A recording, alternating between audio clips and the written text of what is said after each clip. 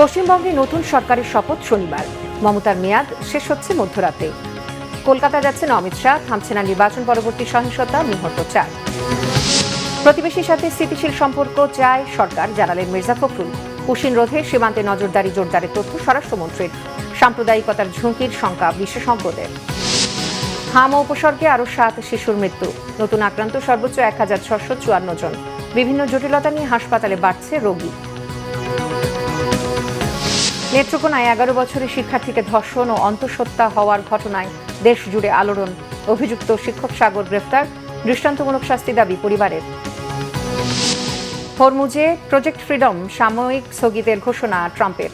Iran ও যুক্তরাষ্ট্র চুক্তির খুব কাছাকাছি পৌঁছেছে, জানিয়েছে পাকিস্তান। স্বস্তি ফিরেছে বিশ্বে। দেখছিলেন ক্রাউন সিমেন্ট সংবাদ শিরোনাম। আন্তর্জাতিক প্রসঙ্গ। আসছে 9 মে শনিবার রবীন্দ্র জয়ন্তীতে ভারতের পশ্চিমবঙ্গে নতুন সরকার শপথ নেবে বলে জানিয়েছেন বিজেপির রাজ্য সভাপতি শ্রমিক ভট্টাচার্য। বর্তমান বিধানসভার মেয়াদ বুধবার রাত 12টার পর শেষ হতে চলেছে। এদিকে বিজেপির ভূমিধস জয়ের পাল্টাপাল্টি সহিংসতা থামছেই না। এ পর্যন্ত নিহত হয়েছেন অন্তত 4 জন। রাজ্যের নতুন মুখ্যমন্ত্রীর বিষয়ে সিদ্ধান্ত নিতে আজ পশ্চিমবঙ্গ যাচ্ছেন বিজেপির শীর্ষ নেতা কেন্দ্রীয় স্বরাষ্ট্রমন্ত্রী অমিত শাহ। সোমবার ফলাফল ঘোষণার পর শুরু হয় বিজেপি আর তৃণমূল কংগ্রেস নেতাকর্মীদের সংঘর্ষ। জলপাইগুড়ি, হুগলি, কৃষ্ণনগর, ভাঙড়, বড়াইপুর সহ বিভিন্ন এলাকায় ভাঙচুর, অগ্নিসংযোগ, দখল হয়েছে তৃণমূলের কার্যালয়। বীরভূমে সন্তোষপুর গ্রামে বিজেপির কর্মী সমর্থকেরা আবির শেখ নামে দলীয় কর্মীকে কুপিয়ে হত্যার অভিযোগ তুলেছে তৃণমূল। হাওড়ার উদয়নারায়ণপুরে বিজেপি কর্মী যাদব বরকে পিটিয়ে হত্যার অভিযোগ উঠেছে তৃণমূলের বিরুদ্ধে। বিজেপি আর তৃণমূল কর্মীদের মধ্যে গোলাগুলি হয়েছে মুর্শিদাবাদের ডোমকলে। উত্তর 24 পরগনার একাধিক এলাকায় দুই পক্ষের সংঘর্ষ আর গোলাগুলি হয়েছে। এ সময় গুলিবিদ্ধ হন নাজার থানার ওসি ভরত প্রসূন। গুলিতে আহত হয়েছে এক কনস্টেবল। সোমবার যাদবপুরে লেনিনের মূর্তিতে গেরুয়া আবির ছেটানোর পরদিন মুর্শিদাবাদের জিয়াগঞ্জে গুড়িয়ে দেওয়া হয়েছে লেনিনের একটি আবক্ষ মূর্তি। মধ্য কলকাতায় নিউ মার্কেটের কাছে মাংসের দোকান ভাঙতে নেওয়া হয়েছে বুলডোজার। এ সময় নীরব ভূমিকায় ছিল পুলিশ। এদিকে পশ্চিমবঙ্গে বিজেপির পরিষদীয় দলনেতা বাছাইয়ের দায়িত্ব পেয়েছেন অমিত শাহ। দলীয় বিজ্ঞপ্তিতে জানানো হয়েছে আজ রাতে পশ্চিমবঙ্গ সফরে গিয়ে একাধিক বৈঠক করবেন তিনি। পশ্চিমবঙ্গের নয়া মুখ্যমন্ত্রী কে হচ্ছেন তা নিয়ে এখনও জল্পনা কল্পনা চলছে। রাজ্যটির মুখ্যমন্ত্রী হওয়ার দৌড়ে এগিয়ে আছেন শুভেন্দু অধিকারী। প্রতিবেশী দেশের সাথে স্থিতিশীল সম্পর্ক চায় বাংলাদেশ, জানিয়েছেন স্থানীয় সরকার মন্ত্রী মির্জা ফখরুল ইসলাম আলমগীর। পাশাপাশি বিদেশি বিনিয়োগ সহজতর করতে এবং বিনিয়োগকারীদের আস্থা ফেরাতে কাজ শুরু হয়েছে। রোহিঙ্গা ইস্যু সমাধান ও বঙ্গোপসাগরের নিরাপত্তা, জ্বালানি সংকট নিরসন ও আইন শৃঙ্খলা পরিস্থিতির উন্নয়নের মধ্য দিয়ে স্থিতিশীল ও বিনিয়োগ বান্ধব অর্থনীতি গড়ে তোলাই সরকারের লক্ষ্য বলে জানান তিনি। নাবিল জাহাঙ্গীরের রিপোর্টে বিস্তারিত। যুক্তরাষ্ট্র ভিত্তিক গবেষণা সংস্থা কম্পাসের আয়োজনে বুধবার দাতা দেশগুলোর প্রতিনিধিদের সাথে সংলাপে বসে সরকারের উচ্চ পর্যায়ের একটি প্রতিনিধি দল। বিষয় ছিল বাংলাদেশে বৈদেশিক বিনিয়োগের পথ সুগম করা। আলোচনায় বাংলাদেশে বিনিয়োগের ক্ষেত্রে বিদ্যমান বিভিন্ন চ্যালেঞ্জ চিহ্নিত করা হয়। উঠে আসে আইন শৃঙ্খলা পরিস্থিতি, প্রতিবেশীদের সাথে সম্পর্ক, রোহিঙ্গা প্রত্যাবর্তন, বঙ্গোপসাগরের সুরক্ষা, প্রতিরক্ষা সহ বিভিন্ন বিষয়। অবকাঠামোগত সমস্যা আছে, দুর্নীতি আছে, আমাদের আরও বিভিন্ন রকমের ব্যারিয়ার আছে। তারপরে এখানে সিকিউরিটি সমস্যা আছে, মেরিটাইম যে সমস্যা সেগুলো নিয়ে আলোকপাত করা হয়েছে, ডিফেন্স রিলেটেড বিষয়গুলো নিয়ে আলোকপাত করা হয়েছে। এখানে যারা উন্নয়ন সহযোগী আছেন তারা হচ্ছে কি তাদের প্রবলেমগুলো বেশিরভাগ ফোকাস করেছেন যে আমরা এইটা ফেস করছি, আপনারা এটা কবে ঠিক করবেন। বৈঠক শেষে প্রধানমন্ত্রীর উপদেষ্টা মাহাদি আমিন জানান, বিদেশি বিনিয়োগকারীদের আস্থা ফেরাতে দেশকে স্থিতিশীল রাখতে প্রতিশ্রুতিবদ্ধ সরকার। অন্যান্য দেশের তুলনায় জ্বালানির ক্ষেত্রে যথেষ্ট ভালো অবস্থা রয়েছে। অন্য যে কোনো দেশের তুলনায় আমাদের দেশে তেলের দাম যথেষ্ট নিয়ন্ত্রণে রয়েছে। সেখানকার ডিমান্ড অনুযায়ী সাপ্লাইটা আমরা স্থিতিশীল রেখেছি এবং বৈশ্বিক অনেক চ্যালেঞ্জ থাকা সত্ত্বেও এভরি চ্যালেঞ্জকে আমরা একটা অপরচুনিটি হিসেবে নিয়ে ইনশাল্লাহ দেশটাকে সামনের দিকে এগিয়ে নিয়ে যাব। সংলাপ শেষে স্থানীয় সরকার মন্ত্রী ও বিএনপি মহাসচিব মির্জা ফখরুল ইসলাম আলমগীর সাংবাদিকদের বলেন, বিদ্যমান নানা সংকট সমাধানের মধ্য দিয়ে বিনিয়োগ বান্ধব অর্থনীতি গড়ে তুলতে চায় সরকার। বঙ্গোপসাগরের নিরাপত্তা জোরদারের পাশাপাশি প্রতিবেশীদের সাথেও সুসম্পর্ক বজায় রাখতে চায় সরকার। আপনার একটা স্থিতিশীলতা যদি আমরা নিয়ে আসতে পারি দেশের মধ্যে, তাহলে অবশ্যই আমরা আমাদের যে লক্ষ্য আছে অর্থনৈতিক উন্নয়ন করা, আপনার দেশে ইনভেস্টমেন্ট বাড়ানো, দেশে মানুষের কর্মসংস্থানের সৃষ্টি করা, এই কাজগুলোতে আমরা এগিয়ে যেতে সক্ষম হব। আমাদের সিকিউরিটি একটা আলাদা কোশ্চেন আছে, যে আমাদের বে অফ বেঙ্গল যে আছে সেটাকে নিরাপদ রাখা, আমাদের বন্ধুদের সঙ্গে আমাদের সম্পর্ককে স্থিতিশীল রাখা, আমাদের প্রতিবেশীদের সঙ্গে সম্পর্ককে স্থিতিশীল রাখা, এই বিষয়গুলো অবশ্যই আমাদেরকে সমাধান করতে হবে। এই ধরনের সংলাপ ধারাবাহিকভাবে চালিয়ে গেলে পরিবর্তিত বৈশ্বিক পরিস্থিতিতে সামনের চ্যালেঞ্জগুলো মোকাবেলার কার্যকর পথ বের করা সম্ভব হবে বলে প্রত্যাশা আয়োজকদের। আমাদের বে অফ বেঙ্গল যে আছে নাবিল জাহাঙ্গীর, বাংলা ভিশন, ঢাকা। পশ্চিমবঙ্গের অস্থিরতায় সম্ভাব্য পুশ ইন ঠেকাতে সীমান্তে নজরদারি জোরদারে বিজিবিকে প্রস্তুত থাকার নির্দেশনা দিয়েছেন স্বরাষ্ট্রমন্ত্রী সালাউদ্দিন আহমেদ। তিনি জানান, অন্তর্বর্তী সরকারের সময় হওয়া অভ্যুত্থান সংশ্লিষ্ট সব মামলা যাচাই করা হবে। জেলা প্রশাসকদের এ বিষয়ে 1 মাসের মধ্যে সব মামলার তথ্য জমা দিতে বলা হয়েছে বলে জানান স্বরাষ্ট্রমন্ত্রী। জিয়াউল হক সবুজের রিপোর্ট। বিধানসভা নির্বাচনকে কেন্দ্র করে ভারতের পশ্চিমবঙ্গে ছড়িয়ে পড়েছে সংঘাত সহিংসতা। দেশটিতে রাজনৈতিক উত্তেজনা চরমে ওঠায় শঙ্কা করা হচ্ছে এর আঁচ লাগতে পারে বাংলাদেশেও। এখনও উদ্বেগজনক কিছু না ঘটলেও সম্ভাব্য পুশিন ঠেকাতে সীমান্তে নজরদারি বাড়ানো হচ্ছে বলে জানিয়েছেন স্বরাষ্ট্রমন্ত্রী। আমাদের বর্ডার গার্ড বাহিনী বিজিবিকে আমরা নির্দেশ দিয়েছি যাতে বর্ডারগুলোতে তারা একটু অ্যালার্ট থাকে, কারণ সেই রকমের সম্ভাবনা দেখি না, যদি হয় যাতে অ্যাড্রেস করতে পারে, সেই জন্য আমরা আগে থেকে সতর্কতা অবলম্বন করেছি। সম্মেলনের শেষ দিনের অধিবেশনে আগামী ঈদযাত্রায় নিরাপত্তা দিতে জেলা প্রশাসকদের নির্দেশ দেন স্বরাষ্ট্রমন্ত্রী। বৈষম্য বিরোধী আন্দোলনকে ঘিরে হওয়া মামলায় কাউকে উদ্দেশ্য প্রণোদিতভাবে জড়ানো হয়েছে কিনা তা যাচাইয়ে 5 অগাস্টের পর হওয়া সব মামলার তথ্য চাওয়া হয়েছে। তাদের কাছে তালিকা চেয়েছি জেলা পর্যায়ে, যে জেলাওয়ারি কতগুলো মামলা সেরকম দাখিল হয়েছে। এগুলো রিমোট ডিস্ট্রিক্টগুলোতে হয়তো কম, কিন্তু মহানগরগুলোতে সংখ্যা একটু বেশি। তাতে আমরা যাচাই বাছাই করে দেখব, যাতে আপনারা সবাই জানেন অনেক মামলার মধ্যে হাজার হাজার লোককে আসামি করা হয়েছে, সেগুলো আমরা যাচাই বাছাই করে দেখব সত্যিকার অর্থে প্রকৃত আসামি কারা, সেটা আইইউ তদন্ত কর্মকর্তাগণ এটা তদন্ত করে দেখবেন, এবং যাতে স্বল্প সময়ের ভিতরে সেটা ডিসপোজ অফ করতে পারে তদন্ত, সেটা দেখবেন।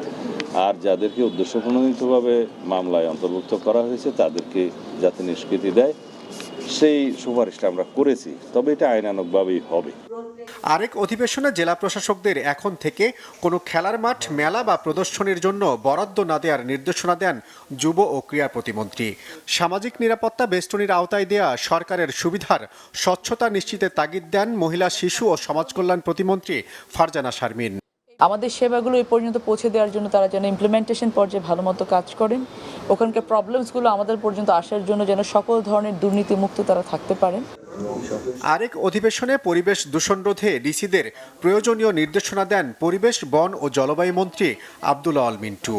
সে ব্যাপারে কার্যকর ভূমিকা রাখার জন্য আমরা সহযোগিতা দেব। জিয়াউল হক সবুজ, বাংলা ভিশন, ঢাকা। এদিকে আগামী 6 জুন মাঠ থেকে সেনা প্রত্যাহার শুরু করার সিদ্ধান্ত নিয়েছে সরকার। আইন শৃঙ্খলা সংক্রান্ত কোর কমিটির সভায় এই সিদ্ধান্ত হয়েছে। সেনা সদস্যদের চূড়ান্ত প্রত্যাহার শুরু হবে আগামী 6 জুন থেকে। দূরবর্তী জেলা থেকে প্রথমে প্রত্যাহার হবে, পরবর্তীকালে ধাপে ধাপে বিভাগীয় শহর এবং বড় জেলা থেকে তুলে নেওয়া হবে। জুন মাসের মধ্যেই মাঠ পর্যায় থেকে সরিয়ে নেওয়া হবে সেনাবাহিনীর সব সদস্যকে। ত্রয়োদশ জাতীয় সংসদ নির্বাচনের মধ্য দিয়ে বিএনপি সরকার গঠনের পর গতকাল মঙ্গলবার কোর কমিটি প্রথম সভা বসে।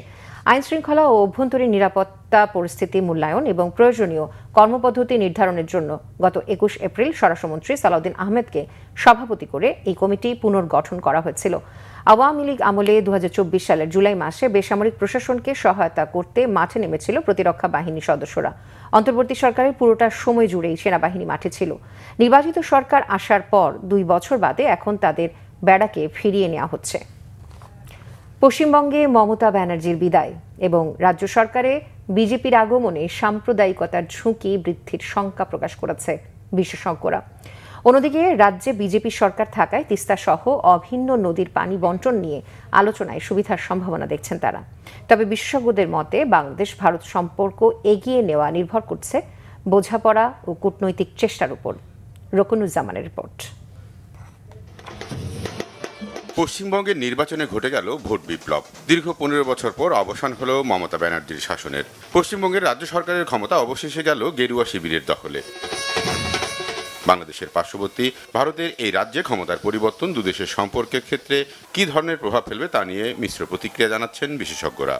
এখন যদি ধর্মটা প্রসঙ্গ এসে যায় এই দুইটা দেশ মানে জায়গাতেই, পশ্চিমবাংলাতে এবং বাংলাদেশেও, তাহলে এটা তো প্রভাব পড়বে আর কি। যেমন আমাদের দেশেও দেখা যাচ্ছিল যে ধর্মীয় উগ্রবাদ বলেন বা যেভাবেই আপনি ব্যাখ্যা করেন না কেন, যে অতিরিক্ত ভারত বিরোধিতাও আমাদের দেশে হয়েছে। এটাকে অনেকে বলা হচ্ছে যে পশ্চিমবঙ্গের এই নির্বাচনটায় হয়তো সে প্রভাবটা পড়েছে। ঠিক একইভাবে ভারতের পক্ষ থেকে বিশেষ করে এই বিজেপি যারা করেন, এই শুভেন্দু, এই নির্বাচন বাংলাদেশের নির্বাচনের আগে গত 5ই আগস্টের 24 সালের 5ই আগস্টের যে আন্দোলনের পর তারা যে ভাষায় কথা বলেছেন বাংলাদেশের বিরুদ্ধে, আরেকটা হতে পারে সীমান্ত সমস্যা দেখা দিতে পারে, যে হয়তো ওই যেটা বললাম যে পুশিন কিছু করতে পারে এবং বা ওখানে যত্রতত্র বাংলাদেশিদেরকে বা অন্যদেরকে আমাদেরকে হেনস্থা করতে পারে, আমাদের ট্যুরিস্টদেরকে, এরকম কিছু খবর তো আমরা আগেও পাচ্ছিলাম সীমান্ত এলাকায়। এই পরিবর্তনটা বাংলাদেশের জন্য একটা আশার জায়গা যেরকম আছে, আবার এখানে চ্যালেঞ্জও আছে। আশার জায়গাটা হচ্ছে আপনি যদি দেখেন যে যখনই তিস্তা পানি বন্টন চুক্তি কিংবা আলোচনা হতো, তখন মমতা বন্দ্যোপাধ্যায় কেন্দ্রীয় সরকারের সঙ্গে একটা বৈপরীত্য অবস্থান নিত। অভিন্ন নদীর পানি বন্টনের বিরোধিতাকারী মমতার বিদায় পানি বন্টন ইস্যুতে ইতিবাচক হলেও দুদেশের সম্পর্কের উত্থান পতনের মধ্য দিয়ে ক্রান্তিকাল অতিক্রম করছে বলে মনে করছেন তারা। সম্পর্কের অগ্রগতি নির্ভর করছে পারস্পরিক বোঝাপড়া ও কূটনৈতিক প্রচেষ্টার উপর। বাংলাদেশের সঙ্গে পুরো সম্পর্কহীন ছিল একটা বেশ 5 আগস্টের পরবর্তী সময়টা। এর আগে ছিল একচেটিয়া বাংলাদেশের স্বার্থ বিকিয়ে দিয়ে এক ধরনের এক পেশে সম্পর্ক। ফলে এই যে এক পেশে সম্পর্ক হওয়া কিংবা আপনার এই সম্পর্কহীন হওয়া, এর চেয়ে সুস্থ ধারার সম্পর্কটা হচ্ছে একটা উইন উইন সম্পর্ক থাকা, একটা ব্যালেন্সের মধ্য দিয়ে সম্পর্কটা থাকা। জিনিস মনে রাখা দরকার, আমরা হচ্ছে ভারত দ্বারা পরিবেষ্টিত 3 দিকে। আমরা একটা ছোট দেশ, আমরা একটা মানে খরগোশের মতো, আর ভারত হচ্ছে একটা হাতির মতো, অনেক বড় দেশ। তা আমরা কতটুকুই আর করতে পারবো? আমাদের এখান থেকে যদি চিৎকার চেঁচামেচিও করে, এটা তো ভারতের অত ক্ষতি হয় না, কিন্তু তারা যখন একটা তাদের রাষ্ট্রীয় পর্যায় থেকে বলে, তাদের সরকারি পর্যায় থেকে বলে, তাদের মিডিয়াতে বলে, তার সেটা একটা বড় প্রভাব হয়। তবে বিশেষজ্ঞদের মতে আওয়ামী লীগ সরকারের আমলে ভারতের সাথে নতজানু সম্পর্ক বা অন্তর্বর্তী সরকারের সময় দুদেশের সম্পর্ক ছেদ কোনোটাই ভারত বাংলাদেশ কারো জন্যই শুভকর নয়। তেমনি দুদেশের ভবিষ্যৎ সম্পর্ক উন্নয়ন নির্ভর করছে পারস্পরিক সম্মান ও ভারসাম্যপূর্ণ সম্পর্কের উপর। রকুনুজ্জামান, বাংলাভিশন, ঢাকা। বাণিজ্য মন্ত্রী খন্দকার আব্দুল মুক্তাদির জানিয়েছেন, বিএনপি সরকার সর্বোচ্চ গুরুত্ব দিচ্ছে দেশের বিনিয়োগের উপর, তাই সত্যিকার অর্থে কার্যকর করা হবে বিনিয়োগে ওয়ান স্টপ সার্ভিস। রাজধানীর এক হোটেলে তৈরি শিল্প পোশাক নিয়ে সেমিনারে এমন কথা জানিয়েছেন বাণিজ্য মন্ত্রী। তিনি আরও বলেন, বাংলাদেশে বিনিয়োগের সঠিক পরিবেশ নিশ্চিতে সবার আগে লজিস্টিক ব্যয় কমাতে চায় সরকার। গতি বাড়ানো হবে চট্টগ্রাম বন্দরে। বাণিজ্য মন্ত্রী বলেন, এলডিসি পরবর্তী প্রধান 2টি চ্যালেঞ্জ সহজ শর্তে ঋণ সুবিধা হারানো এবং আন্তর্জাতিক বাজারে বিশেষ বাণিজ্যিক সুবিধা হারানো। তাই নতুন ও উদীয়মান পরিস্থিতির সাথে মানিয়ে নিতে বাংলাদেশকে বিনিয়োগের জন্য আরও আকর্ষণীয় করে তোলার উপর সর্বোচ্চ গুরুত্ব দিচ্ছে সরকার। অনুষ্ঠানে বাংলাদেশে নিযুক্ত ইইউ রাষ্ট্রদূত মাইকেল মিলার জানিয়েছেন, বাংলাদেশের সাথে মুক্ত বাণিজ্য চুক্তি নিয়ে আলোচনায় আগ্রহী ইউরোপীয় union. We are going to make the one-stop service a real one-stop service. Everything put in one place, and everything will be channeled from one office to different government agencies and will be coordinated from one office. So an investor or a new company will not have to knock door after door to get all the clearances and get frustrated, exhausted after a couple of months. দেশে হাম আক্রান্তের সংখ্যা কিছুটা কমলেও উদ্বেগ বাড়াচ্ছে হাম পরবর্তী জটিলতা। বিশেষ করে নিউমোনিয়া সহ নানা সংক্রমণে গুরুতর অসুস্থ হয়ে হাসপাতালে ভর্তি হচ্ছে শিশুরা। চিকিৎসকরা বলছেন, ডেঙ্গুর চেয়েও অনেক ক্ষেত্রে হাম এখন বেশি ঝুঁকিপূর্ণ হয়ে উঠছে। এদিকে গত 24 ঘন্টায় হাম ও উপসর্গে আরও 7 শিশুর মৃত্যু হয়েছে। নতুন করে আক্রান্ত হয়েছে রেকর্ড 1654 জন। হাম প্রতিরোধে 15 লাখ এমআর ডোজ টিকা দেশে এসেছে বলে জানিয়েছেন স্বাস্থ্যমন্ত্রী সরদার মোহাম্মদ শাখাওয়াত হোসেন। মেজবার রহমানের রিপোর্ট। হাম ও হাম পরবর্তী জটিলতায় আক্রান্ত শিশুর সংখ্যা এখনও উদ্বেগ বাড়াচ্ছে। যদিও নতুন করে হাম আক্রান্তর হার কিছুটা কমেছে, তবে সুস্থ হওয়ার পরেই নানা জটিলতা নিয়ে হাসপাতালে ভর্তি হচ্ছে শিশুরা। হাম থেকে সেরে ওঠার পরও অনেক শিশুরই শ্বাসকষ্ট, নিউমোনিয়া কমছে না। সন্তানদের এমন কষ্টে অসহায় বোধ করেন মা বাবারা। ঠান্ডা, জ্বর, নিউমোনিয়া থেকে এরকম হাম রোগে জটিলতা ভুগছিল আমার ছেলে। হাম গোটা গোটা লাল দাগ হয়ে গেছিল, মুখ দিয়ে কিছু খাইতে পারতো, মুখের ভিতরে ঘা হয়ে গেছে। তারপর আবার নিউমোনিয়ার ওই ছিল, শ্বাস উঠতো। আমার ছেলেটা ডবল নিউমোনিয়া হয়েছে, মানে হামের পরে ডবল নিউমোনিয়া হওয়ার পরে শ্বাসকষ্ট এত পরিমাণ, মানে আপনার 5 লিটার পর্যন্ত অক্সিজেন দেওয়া লাগছে। বিশেষজ্ঞরা বলছেন ভ্যাকসিন দেওয়ার পরে হামে নতুন আক্রান্তের সংখ্যা কমে গেছে। তবে হাম পরবর্তী রোগে সংক্রমিত হয়ে যেসব শিশু ভর্তি হচ্ছে তাদের চিকিৎসায় লাগছে দীর্ঘ সময়। যে বাচ্চাগুলা অলরেডি এখানে এফেক্টেড হয়ে গেছে মিজলস, সেইগুলি এখানে যেগুলো ভর্তি আছে নিউমোনিয়া, এগুলো কিন্তু লং টার্ম লাগতেছে। অনেক সময় 2 সপ্তাহ, 3 সপ্তাহ, 4 সপ্তাহ যাবত এখানে ভর্তি আছে, কারণ বায়োলেটারাল ইনফেকশন হয়ে লাংসের যে ড্যামেজ হয়ে গেছে এগুলো রিপেয়ার করতে কিন্তু অনেক সময় লেগে যাচ্ছে। ঝুঁকির দিক থেকে হাম অনেক ক্ষেত্রে ডেঙ্গুর চেয়েও মারাত্মক হয়ে উঠেছে বলে জানিয়েছেন এই চিকিৎসক। ডেঙ্গিতে দেখা গেল আমাদের প্রতি বছরে আমাদের হাসপাতালে 1 বা 2 জনের মৃত্যু হয় না, কিন্তু এবার হামে কিন্তু আমাদের ক্যাজুয়ালিটি অনেক বেশি। আমাদের শিশু হাসপাতালে গত 3 মাসে অফিসিয়ালি প্রায় 22 জনের মৃত্যু হয়েছে। এদিকে হাম প্রতিরোধে 15 লাখ এমএস ডোজ টিকা দেশে এসেছে জানিয়ে স্বাস্থ্যমন্ত্রী বলেন, আগামী 10 মে আরও 1.8 কোটি ডোজ ভ্যাকসিন দেশে আসবে। 419 কোটি 600 কোটি টাকা অব্যয়িত ছিল, ওই টাকাটা আমরা এডিবির সাহায্যে রিলিজ করে তড়িৎ গতিতে আমরা ইউনিসেফের মাধ্যমে অ্যাডভান্স পেমেন্ট দিয়ে আমরা নিয়েছি, এই ভ্যাকসিনগুলো নিয়েছি। তার মধ্যে শর্টেজ ছিল, হোয়াট উই ডিড, এটা আসলে আমরা আমাদের সকলের, এটা আমাদের অহংকার এবং আমাদের এক্সপার্টাইজ। আমরা গ্যাবিকে অনুরোধ করে অ্যাডভান্স ডেলিভারি নিয়ে নিয়েছি ওদের কাছে। Subsequently now we are going to replace them. সামনে ডেঙ্গুর প্রকোপ বৃদ্ধি পেলে একসঙ্গে 2 ব্যাধি শিশুদের জন্য আরও ভয়াবহ হতে পারে বলে শঙ্কা বিশেষজ্ঞদের। মিসবাহ রহমান, বাংলাভিশন, ঢাকা। প্রধানমন্ত্রী তারেক রহমান আগামী 16 মে চাঁদপুর এবং 25 মে ফেনী যাবেন বলে জানিয়েছেন পানি সম্পদ মন্ত্রী মোহাম্মদ শহীদ উদ্দিন চৌধুরী অ্যানি। বুধবার প্রধানমন্ত্রীর সঙ্গে বৈঠক শেষে এই কথা বলেন তিনি।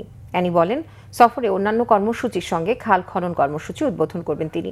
এ সময় 20,000 কিলোমিটার খাল খননের লক্ষ্যমাত্রা অর্জনে কাজ চলছে বলে জানান মন্ত্রী। পদ্মা ব্যারেজ সম্পর্কে তিনি বলেন, এই বিষয়ে খুব শিগগিরই সিদ্ধান্ত নেবে সরকার, একনেকে উপস্থাপন হবে। পদ্মা ব্যারেজ বাংলাদেশের জন্য খুবই প্রয়োজন। প্রধানমন্ত্রীর সঙ্গে বৈঠক নিয়ে তিনি বলেন, তিস্তা মহাপরিকল্পনা নিয়ে প্রাথমিক আলোচনা হয়েছে। 180 দিনে কি কি কাজ সম্পন্ন হবে সে বিষয় নিয়ে আলোচনা হয়েছে। যেহেতু বর্ষাকাল প্রায় চলে এসেছে, হয়তো আমরা এই মে মাস পর্যন্ত এই কর্মসূচি কন্টিনিউ করতে পারবো। বর্ষা শেষে আবার আগামী নভেম্বর, ডিসেম্বর, জানুয়ারির দিকে আমরা এই খাল খনন কর্মসূচি আমরা কন্টিনিউ করব। এর মধ্যেই এই মে মাসে মাননীয় প্রধানমন্ত্রী 2টা জেলা যাচ্ছেন, সেটা হলো চাঁদপুর এবং ফেনী। ফেনীতে যাবেন 25 মে এবং চাঁদপুর যাচ্ছেন 16 মে, এবং অন্যান্য কর্মসূচির সঙ্গে খাল খনন কর্মসূচিও ওনার কর্মসূচির অন্তর্ভুক্ত রয়েছে। ডিজিটাল বাস্তবতায় গণমাধ্যম ইকোসিস্টেম গড়ে তোলার কথা জানিয়েছেন তথ্য ও সম্প্রচার মন্ত্রী জহিরুদ্দিন স্বপন। ডিসি সম্মেলনের বিকালের অধিবেশনে তিনি এই কথা বলেন। তথ্যমন্ত্রী বলেন, দেশের গণমাধ্যম এখনও অ্যানালগ কাঠামোতে আটকে আছে, সেখানে পরিবর্তন আনা দরকার বলে মন্তব্য করেন তিনি। বলেন, অপতথ্য মোকাবেলা, সাংবাদিকদের মানোন্নয়ন ও চাকুরির নিশ্চয়তা তৈরি সহ সমন্বিত পদক্ষেপ নেবে সরকার। এ সময় তথ্য উপদেষ্টা বলেন, বর্তমান সরকার আগের মতো কোনো তথ্য আড়াল বা গোপন করার নীতিতে বিশ্বাসী নয়। বলেন, অতীতের সরকারগুলোর আমল থেকে চলে আসা তথ্য গোপন করার প্রবণতাকে আর প্রশ্রয় দেওয়া হবে না। জানান, অবাধ তথ্য প্রবাহ নিশ্চিত এবং জনগণের তথ্য অধিকার সমুন্নত রাখতে শিগগিরই একটি নতুন তথ্য কমিশন গঠন করা হবে।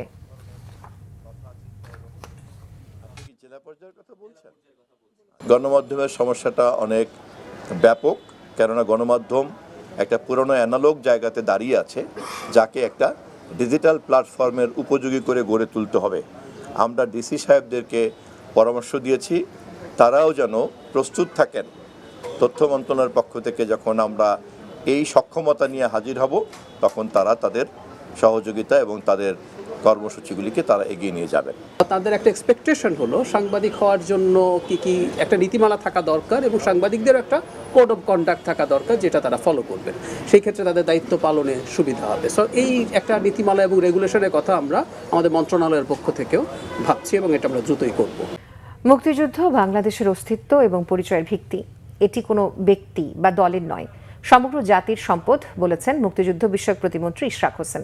তিনি বলেন ৭১-এর মহান মুক্তিযুদ্ধ ছিল একটি জনযুদ্ধ, যেখানে দল মত নির্বিশেষে সাধারণ মানুষ অস্ত্র নিয়ে দেশের স্বাধীনতার জন্য লড়াই করেছেন। মুন্সিগঞ্জে গজারিয়া উপজেলা মুক্তিযোদ্ধা কমান্ডারের উদ্যোগে গজারিয়া উপজেলা মুক্তিযোদ্ধা কমপ্লেক্স পরিদর্শন ও মত বিনিময় সভায় তিনি কথা বলেন। স্বাধীনতার ঘোষণার প্রসঙ্গে প্রতিমন্ত্রী ইশরাক হোসেন বলেন, শহীদ রাষ্ট্রপতি জিয়াউর রহমানের অবদান যথাযথভাবে স্বীকৃতি পাওয়া উচিত। মুক্তিযুদ্ধের বিরোধী শক্তির প্রসঙ্গ টেনে তিনি বলেন, ৭১-এ যারা স্বাধীনতার বিরোধিতা করেছে, দেশের মানুষের বিরুদ্ধে অস্ত্র ধরেছে এবং হানাদার বাহিনীকে সহযোগিতা করেছে, তারা ইতিহাসের বিচারে চিহ্নিত। প্রতিমন্ত্রী বলেন, এসব শক্তি বিভিন্ন সময় বিভাজন তৈরির অপচেষ্টা চালিয়েছে এবং মুক্তিযোদ্ধার চেতনাকে দুর্বল করার চেষ্টা করেছে। ২০২৪ সালে ছাত্র জনতার আন্দোলনের প্রসঙ্গ টেনে ইশরাক হোসেন বলেন, এই আন্দোলনকে মুক্তিযুদ্ধের ধারাবাহিকতা হিসেবে দেখা গেলেও দুটির মধ্যে তুলনা করা যায় না।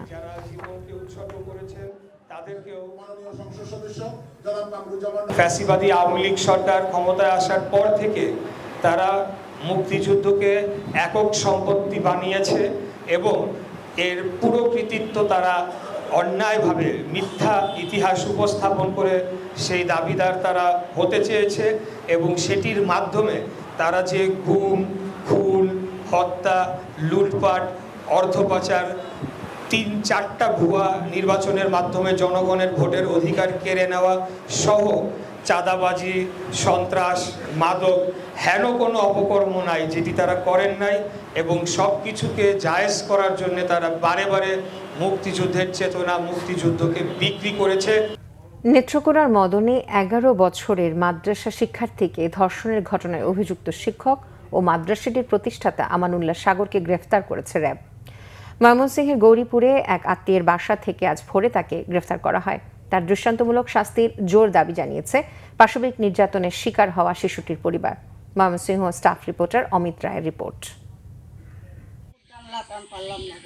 নেত্রকোনার মদন উপজেলার হজরত ফাতেমাতুজ জোহরা মহিলা কওমি মাদ্রাসায় পড়াশোনা করত ১১ বছরের শিক্ষার্থী। মা কাজ করেন সিলেটে, বাবা তাদের সাথে থাকে না বহুদিন।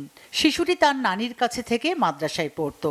সম্প্রতি ওই শিশু শিক্ষার্থীর শারীরিক অবস্থা দেখে পরিবারের লোকজনের সন্দেহ হয়। গত ১৮ এপ্রিল শিশুটিকে স্থানীয় একটি ডায়াগনস্টিক সেন্টারে নিয়ে গেলে চিকিৎসক পরীক্ষা নিরীক্ষা করে জানান শিশুটি অন্তঃসত্ত্বা। সোনোগ্রামে আমি যেটা পেয়েছি যে তার প্রেগন্যান্সির বয়স হচ্ছে অ্যারাউন্ড 27 উইকস 5 ডেজ, 27 সপ্তাহ 5 দিন, এবং মানে বাচ্চার ওভারঅল হেলথ কন্ডিশন যেটা আসলে তো 11 বছর, তার তো এটা বিকাশের শরীর, সে বড় হচ্ছে আস্তে আস্তে। শিশুটি জানায়, গত ২রা অক্টোবর মাদ্রাসা ছুটির পর ভয় ভীতি দেখিয়ে তার সাথে পাশবিক আচরণ করে শিক্ষক আমানুল্লাহ সাগর। পরে তোমার কি ধরনের ভয় দেখাইছে? মায়ের ধরে ভয় দেখাইছে? হ্যাঁ, মায়ের দেন। পরে তোমার আম্মার কাছে তুমি বলো নাই? না। পরে কবে? আমার আম্মু আমাকে নিয়ে শুচ্ছে, তারপরে আমার পেটের মধ্যে হাত দিছে, দেখে উঁচু লাগে আর কি। তারপরে এরকম ঘটনা, তারপরে আম্মু ওরে বলছেন। এ ঘটনায় গত 23 এপ্রিল শিশুটির মা শিক্ষক আমানুল্লাহর বিরুদ্ধে ধর্ষণের অভিযোগে মামলা করেন। অভিযুক্ত শিক্ষকের দৃষ্টান্তমূলক শাস্তির দাবি তাদের। ঘটনাটা বুঝতে পারছি, মানে আমি বাড়িতে ছিলাম না, বাড়িতে আসার পরে আমার মেয়ের পেটের উপরে হাত পড়লো আমার, পড়ার পরে আমি জানতে পারলাম, কিন্তু আমি তারপরেও শিওর না। আমি আবার ইয়াত গেলাম মদন, গিয়ে আলটা করলাম, আলটা করে দেখলাম ও 6 মাস হয়ে গেছে গা। এখন আমার মেয়ের সঙ্গে যে এই ঘটনাটা ঘটছে, আর কারোর সাথে যেন এই ঘটনা না ঘটে, এটাই আমি বিশ্বাস চাই। এই নাতি আমার কাছে থাকে, আমি লালন পালন করি, মাঝে মাঝে তার মাছ ধরাও যায়। তার ঘটনাটা হ্যাঁ করছে, এই ঘটনার স্থলে যাতে আমার দ্বারা বিশ্বাস চাই, যাতে কোনো সময় যাতে কোনো মিলিয়ে অঘটনা না ঘটে। খবরটি ছড়িয়ে পড়লে অভিযুক্ত শিক্ষক আমানুল্লাহ গা ঢাকা দেয়। বুধবার ভোর 4:15টার দিকে অভিযান চালিয়ে ময়মনসিংহের গৌরীপুর উপজেলার সোনমপুর গ্রামের এক আত্মীয়ের বাড়ি থেকে তাকে গ্রেফতার করে র্যাব 14-র একটি দল। ঘটনার পর থেকেই গত 3 দিন থেকে কাজ করছি। তো সে প্রথমে গেছে গাজীপুর, তারপরে গেছে টঙ্গী, তারপরে ওখান থেকে চলে এসেছে গৌরীপুর। তো আমরা কিন্তু তাকে তার ট্রাভেলটা আমরা দেখতেছিলাম, কিন্তু সে কোনো মোবাইল সাথে রাখতেছিল না, সে কারণে তাকে আমরা ট্রেস করতে পারতেছিলাম না। পরবর্তীতে আরও উন্নত প্রযুক্তির সহায়তায় আমরা তাকে গৌরীপুরে ট্রেস করেছি আর কি। সে তো অস্বীকার করতেই পারে, তদন্তে যদি সে নির্দোষ প্রমাণিত হয় তখন তাকে অবশ্যই আইনানুগ প্রয়োজনীয় ব্যবস্থা গ্রহণ করবে তদন্তকারী কর্মকর্তা। এদিকে নিজেকে নির্দোষ ও বিষয়টিকে তার বিরুদ্ধে চক্রান্ত বলে দাবি অভিযুক্ত শিক্ষক আমানুল্লাহ। অপপ্রচার করা হচ্ছে, অপবাদ রটানো হচ্ছে, এটার সাথে আমি কোনোভাবেই সম্পৃক্ত না। ধর্ষণের ঘটনা সুষ্ঠু বিচারের জোর দাবি এলাকাবাসীর। Bangla vision news desk. Hormuz প্রণালীতে যুক্তরাষ্ট্রের নতুন অভিযান প্রজেক্ট ফ্রিডম সাময়িক স্থগিতের ঘোষণা দিয়েছেন মার্কিন প্রেসিডেন্ট ডোনাল্ড ট্রাম্প। আর ইরানের বিরুদ্ধে সামরিক অভিযান অপারেশন এপিক ফিউরিও শেষ হয়েছে বলে জানিয়েছেন পররাষ্ট্রমন্ত্রী মার্কো রুবিও। যুদ্ধ শুরুর পর দুই পক্ষ এই প্রথম একটি চুক্তির খুব কাছাকাছি পৌঁছেছে বলে জানিয়েছে মধ্যস্থতাকারী পাকিস্তানও। তবে যুক্তরাষ্ট্রের সাথে আংশিক নয়, একটি পূর্ণাঙ্গ ও বাস্তবসম্মত চুক্তি করতে চায় ইরান, জানিয়েছেন দেশটির পররাষ্ট্রমন্ত্রী আব্বাস আরাকচি। আর আপাতত যুদ্ধ বন্ধের ঘোষণায় কিছুটা স্বস্তি ফিরেছে বিশ্বে। সঞ্জিদা ইসলাম তন্নির ডেস্ক রিপোর্ট। 24 ঘন্টার মধ্যে আবারও নিজের অবস্থান বদলালো যুক্তরাষ্ট্র। একদিন আগে আমেরিকান সেনাবাহিনীর সেন্ট্রাল কমান্ড সেন্টকম জানিয়েছিল হরমুজ প্রণালীতে অবরুদ্ধ আন্তর্জাতিক জাহাজগুলোকে মুক্ত করার অভিযান প্রজেক্ট ফ্রিডম কেবল শুরু হয়েছে। কিন্তু তার পরের দিনই অভিযানটি সাময়িকভাবে স্থগিত ঘোষণা করেছেন খোদ মার্কিন প্রেসিডেন্ট ডোনাল্ড ট্রাম্প। শুধু তাই নয়, গেল 28 ফেব্রুয়ারি ইরানের বিরুদ্ধে অপারেশন এপিক ফিউরি নামে যে সামরিক অভিযান শুরু করেছিল যুক্তরাষ্ট্র, তারও আনুষ্ঠানিক সমাপ্তির ঘোষণা দিয়েছেন মার্কিন পররাষ্ট্রমন্ত্রী মার্কো রুবিও। একদিন আগেই প্রজেক্ট ফ্রিডমের আওতাধীন মার্কিন নৌযানগুলোতে কোনো ধরনের হামলা হলে বিশ্ব মানচিত্র থেকে ইরানের নাম মুছে ফেলার হুমকি দেয়া ডোনাল্ড ট্রাম্প কেন অভিযানটি সাময়িকভাবে থামিয়ে দিলেন? কোনো ধরনের চুক্তি ছাড়াই ইরানের বিরুদ্ধে সামরিক অভিযান শেষ করার ঘোষণাই বা কেন দিলেন মার্কিন পররাষ্ট্রমন্ত্রী? তবে কি যুদ্ধ শেষ? ইরানের কাছে কি হার মেনে নিল বিশ্ব মোড়ল খ্যাত যুক্তরাষ্ট্র?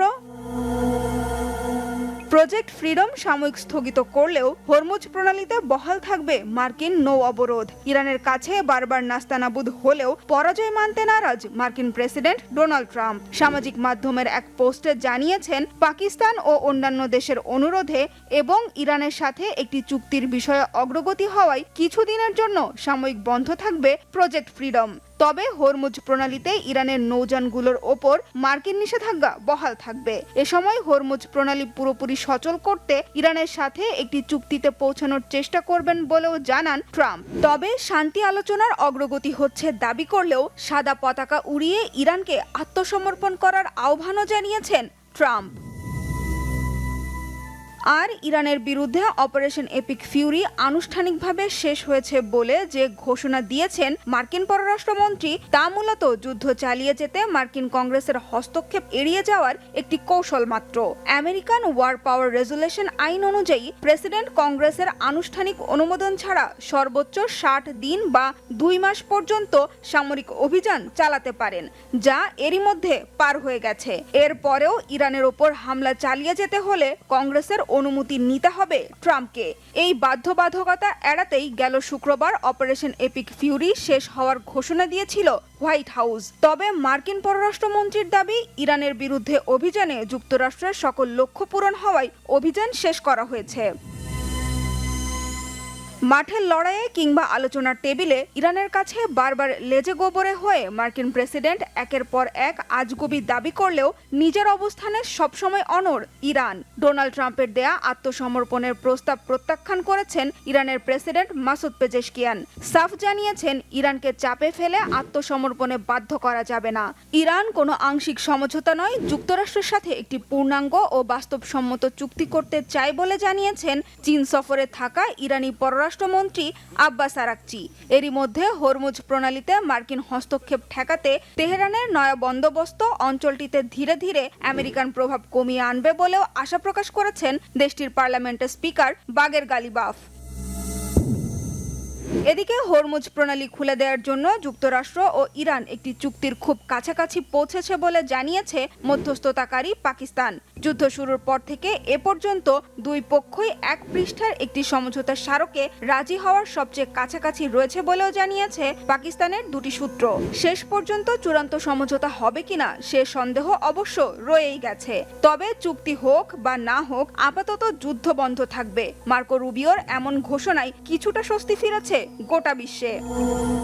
সানজিদা ইসলাম তন্নি, বাংলা ভিশন, নিউজ ডেস্ক। শিক্ষামন্ত্রী ডক্টর আনম এহসানুল হক মিলন বলেছেন, দেশে পারিবারিক ও ধর্মীয় মূল্যবোধের যে অবক্ষয় ঘটেছে তা রোধে কার্যকর উদ্যোগ নেওয়া প্রয়োজন। তিনি জানান, কিভাবে নীতিগতভাবে এসব মূল্যবোধ উন্নত করা যায় সে বিষয়ে সরকারের পক্ষ থেকে আলোচনা চলছে।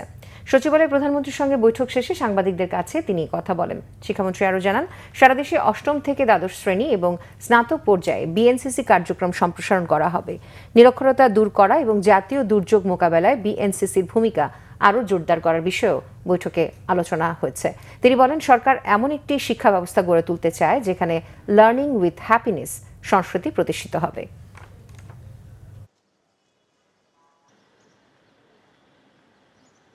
অ্যাজ এ হোল আমাদেরকে ভ্যালুস, রিলিজিয়াস ভ্যালুস, সোসাইটির ভ্যালুস, ফ্যামিলি ভ্যালুস, এটাকে আপহোল্ড করার জন্য আজকের মূলত এই পলিসি ডিসকাশন হয়েছে।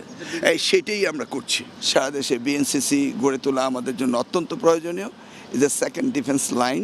এই ব্যাপারে আমরা ছেলেদেরকে কিভাবে আমরা কন্ট্রিবিউট করতে পারে নিরক্ষরতা দূরীকরণের জন্য, সোসাইটিতে যে কোনো দুর্যোগের সময় এই বিএনসিকে রিস্ট্রেংথেন করার জন্য আজকে আমরা একটা মিটিংয়ে বসছিলাম। পলিসিগত ডিসকাশন হয়েছে এবং এটাকে আমরা অ্যাড্রেস করব। চীনা পিপলস পলিটিক্যাল কনসালটেটিভ কনফারেন্স সিপিপিসিসির চেয়ারম্যান ওয়াও হুনিং এর সাথে বৈঠক করেছেন বাংলাদেশের পররাষ্ট্রমন্ত্রী ডক্টর খলিলুর রহমান। বুধবার চীনের রাজধানী বেইজিংয়ে এই বৈঠক অনুষ্ঠিত হয়। এতে উভয় পক্ষ বাংলাদেশ চীন সমন্বিত কৌশলগত সহযোগিতা অংশীদারিত্ব পুনর্ব্যক্ত করেন এবং বাণিজ্য, বিনিয়োগ, সংযোগ ও উন্নয়ন খাতে সহযোগিতা জোরদারের অঙ্গীকার ব্যক্ত করেন। এ সময় প্রধানমন্ত্রীর পররাষ্ট্র বিষয়ক উপদেষ্টা হুমায়ুন কবির এবং চীনে নিযুক্ত বাংলাদেশের রাষ্ট্রদূত মোহাম্মদ নাজমুল ইসলাম উপস্থিত ছিলেন। দেশের স্বার্থ রক্ষায় যুক্তরাষ্ট্রের সাথে বাণিজ্য চুক্তির ধারাগুলো নিয়ে সরকার আলোচনা চালিয়ে যাবে। সবার আগে দেশের স্বার্থকেই প্রাধান্য দেওয়া হবে বলে জানিয়েছেন প্রধানমন্ত্রীর অর্থ ও পরিকল্পনা উপদেষ্টা রাশেদ আল মাহমুদ তিতুমির। সকালে সচিবালয়ে যুক্তরাষ্ট্রের দক্ষিণ এবং মধ্য এশিয়া বিষয়ক সহকারী বাণিজ্য প্রতিনিধি ব্রেন্ডন লিঞ্চের নেতৃত্বে একটি প্রতিনিধি দলের সাথে বৈঠক শেষে সাংবাদিকদের এ কথা বলেন তিনি। দুদেশের মধ্যে যে চুক্তি হয়েছে তাকে সম্মান দেখাতে হবে জানিয়ে তিনি বলেন, শুধু একটি দেশ নয়, বিভিন্ন দেশের সাথে বাণিজ্যিক সম্পর্ক এগিয়ে নিতেও কাজ করছে সরকার। চুক্তি অনুযায়ী সরকার যুক্তরাষ্ট্র থেকে বোয়িং কিনেছে বলে জানান প্রধানমন্ত্রীর অর্থ উপদেষ্টা। কোরবানির হাটে কোনো ধরনের চাঁদাবাজি করতে দেওয়া হবে না বলে হুঁশিয়ারি করেছেন পল্লী উন্নয়ন ও সমবায় প্রতিমন্ত্রী মীর শাহে আলম। সকালে গাবতলী গরুর হাটের ব্যবস্থাপনা উন্নয়ন এবং বাস টার্মিনালে প্রবেশের নতুন সড়ক নির্মাণ কাজের অগ্রগতি পরিদর্শন শেষে তিনি হুঁশিয়ারি দেন। প্রতিমন্ত্রী জানান, আসন্ন কোরবানির পশুর হাটে ক্রেতা ও বিক্রেতাদের নির্বিঘ্নে কেনা বেচা নিশ্চিতে থাকবে কয়েক স্তরের নিরাপত্তা। মোতায়েন করা হবে র্যাব ও সেনাবাহিনী। এ সময় প্রতিমন্ত্রী আরও বলেন, হাটে জাল টাকা প্রতিরোধে বিশেষ ব্যবস্থা নেওয়া হচ্ছে। পাশাপাশি জরুরি সেবার জন্য স্থাপন করা হবে মেডিকেল বুথ। এ সময় সেখানে ছিলেন ঢাকা উত্তর সিটি কর্পোরেশনের প্রশাসক শফিকুল ইসলাম খান। সাইবার অপরাধ দমন, ভুয়া তথ্য প্রতিরোধ আর আর্থিক প্রতারণা রোধে কার্যকর আইন প্রয়োজন বলে মনে করেন বিশ্লেষকরা। বুধবার বিকেলে গুলশানের এই বিষয়ে এক আলোচনায় তারা এমন মন্তব্য করেন। এতে সরকার, সিভিল সোসাইটি, গণমাধ্যম, শিক্ষাবিদ, আইন প্রয়োগকারী সংস্থা, বেসরকারি খাত এবং আন্তর্জাতিক প্রতিষ্ঠানের প্রতিনিধিরা অংশ নেন। আলোচনায় অংশগ্রহণকারীরা সম্প্রতি পাশ হওয়া সাইবার সিকিউরিটি আইনের প্রভাব নিয়ে মতামত দেন। অনলাইনে অবৈধ ও ক্ষতিকর কন্টেন্টের সংজ্ঞা নির্ধারণ, কন্টেন্ট মডারেশন, স্বচ্ছতা এবং জবাবদিহিতা এবং আন্তর্জাতিক নিয়ন্ত্রক কাঠামোর সঙ্গে সামঞ্জস্যতা বজায় রাখার বিষয়গুলো গুরুত্ব পায়। সংলাপে অংশগ্রহণকারীরা বলেন, সাইবার অপরাধ দমন, ভুয়া তথ্য প্রতিরোধ এবং আর্থিক প্রতারণা রোধে কার্যকর আইন প্রয়োজন। তবে একই সঙ্গে সাংবাদিক, মানবাধিকার কর্মী এবং সাধারণ নাগরিকদের বিরুদ্ধে আইনের অপব্যবহার রোধে শক্তিশালী সুরক্ষা ব্যবস্থাও নিশ্চিত করতে হবে। মত প্রকাশের স্বাধীনতা যাতে ক্ষুণ্ণ না হয় সে বিষয়েও গুরুত্ব আরোপ করা হয়। প্রকৌশল সংস্থাগুলোর শীর্ষ পদে প্রকৌশলীদের নিয়োগ, শূন্য পদে পদোন্নতি ও পদায়ন নিশ্চিত বিভিন্ন প্রকৌশল সংস্থাকে বিসিএস ক্যাডারে আওতাভুক্ত ও বিভিন্ন উন্নয়ন প্রকল্পে প্রকৌশলীদের প্রজেক্ট ডিরেক্টর হিসেবে নিয়োগের দাবি জানিয়েছে পেশাজীবী সংগঠন ইঞ্জিনিয়ার্স ইনস্টিটিউশন বাংলাদেশ আইইবি। বুধবার রাজধানীর রমনায় আইইবির অডিটোরিয়ামে সংগঠনটির ৭৮তম প্রতিষ্ঠা বার্ষিকী উপলক্ষে গণমাধ্যম ব্যক্তিত্বদের সাথে মতবিনিময় সভায় এসব দাবি তুলে ধরা হয়। আইইবির সাধারণ সম্পাদক সাব্বির মোস্তফা খান জানান, বৃহস্পতিবার সকালে রমনা সদর দফতরে প্রতিষ্ঠা বার্ষিকীর উদ্বোধন করা হবে। এছাড়া দেশের ১৮টি কেন্দ্র, ৩৪টি উপকেন্দ্র সহ ১৪টি ওভারসিজ চ্যাপ্টারে পালন করা হবে বিভিন্ন কর্মসূচি। সভায় দেশের প্রিন্ট ও ইলেকট্রনিক মিডিয়ার প্রতিনিধিরা আইইবির কার্যক্রম সম্পর্কে নিজেদের মতামত ও পর্যবেক্ষণ তুলে ধরেন। দেশের সর্ববৃহৎ আইকনিক অফিস ভবন নির্মাণে ৩ পরামর্শক প্রতিষ্ঠানের সঙ্গে চুক্তি সই করেছে ওয়ালটন। এই মেগা অফিস কমপ্লেক্স নির্মাণে আর্কিটেকচারাল, কনস্ট্রাকশন ও ইঞ্জিনিয়ারিংয়ে পরামর্শক প্রতিষ্ঠান হিসেবে কাজ করবে স্বনামধন্য Vistara architects private limited, abode of consultants private limited এবং বিএন ইঞ্জিনিয়ারিং। সম্প্রতি রাজধানীর ওয়ালটন কর্পোরেট অফিসে ওই ৩ পরামর্শক প্রতিষ্ঠানের সঙ্গে পৃথক চুক্তি সই করেছে ওয়ালটন হাইটেক ইন্ডাস্ট্রিজ পিএলসি। অনুষ্ঠানে ওয়ালটন হাইটেকের চিফ ফাইন্যান্সিয়াল অফিসার ও additional managing director Mohammad Ziaul আলমের সঙ্গে অ্যাবোড অফ কনসালট্যান্টসের ম্যানেজিং ডিরেক্টর ও chairman professor doctor M Shamim Z Basunia, Vistara architects প্রাইভেটের managing director architect Mustafa Khalid Palash এবং বিএন ইঞ্জিনিয়ারিংয়ের chief executive officer Abul Bashar Mohammad Abdul Kabir নিজ নিজ প্রতিষ্ঠানের পক্ষে চুক্তিতে সই করেন। অনুষ্ঠানে আরও উপস্থিত ছিলেন ওয়ালটন হাইটেকের chairman S M Shamsul Alam, পরিচালক এস এম নুরুল আলম রেজভি ও এস এম রেজাউল আলম, ব্যবস্থাপনা পরিচালক এস এম মাহবুবুল আলম সহ সংশ্লিষ্ট প্রতিষ্ঠানগুলোর ঊর্ধ্বতন কর্মকর্তারা।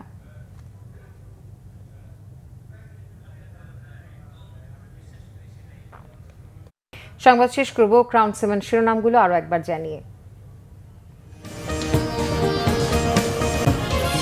পশ্চিমবঙ্গে নতুন সরকারের শপথ শনিবার। মমতার মেয়াদ শেষ হচ্ছে মধ্যরাতে। রাতে কলকাতা যাচ্ছেন অমিত শাহ। থামছে না নির্বাচন পরবর্তী সহিংসতা, নিহত ৪। প্রতিবেশীর সাথে স্থিতিশীল সম্পর্ক চায় সরকার, জানালেন মির্জা ফখরুল। হুসিন রোধে সীমান্তে নজরদারি জোরদারের তথ্য স্বরাষ্ট্রমন্ত্রীর। সাম্প্রদায়িকতার ঝুঁকির শঙ্কা বিশেষজ্ঞদের। হাম ও উপসর্গে আরও ৭ শিশুর মৃত্যু, নতুন আক্রান্ত সর্বোচ্চ ১,৬৫৪ জন। বিভিন্ন জটিলতা নিয়ে হাসপাতালে বাড়ছে রোগী। নেত্রকোনায় ১১ বছরের শিক্ষার্থীকে ধর্ষণ ও অন্তঃসত্ত্বা হওয়ার ঘটনায় দেশজুড়ে আলোড়ন। অভিযুক্ত শিক্ষক সাগর গ্রেফতার, দৃষ্টান্তমূলক শাস্তি দাবি পরিবারের। হরমুজে প্রজেক্ট ফ্রিডম সাময়িক স্থগিতের ঘোষণা ট্রাম্পের। ইরান ও যুক্তরাষ্ট্র চুক্তির খুব কাছাকাছি পৌঁছেছে, জানিয়েছে পাকিস্তান। স্বস্তি ফিরেছে বিশ্বে। এই ছিল এখনকার মতো। পরের সংবাদ রাত 10:30টায়। এর আগে 9টায় রয়েছে নিউজ 20, দেখার আমন্ত্রণ রইল। এছাড়া বাংলাদেশের সংবাদ ও সংবাদ সংশ্লিষ্ট অনুষ্ঠান দেখতে ভিজিট করুন www.bbnews24.com ও facebook.com/bangladeshnews এবং সাবস্ক্রাইব করুন youtube.com/bangladeshnews। এতক্ষণ সাথে থাকার জন্য ধন্যবাদ সবাইকে।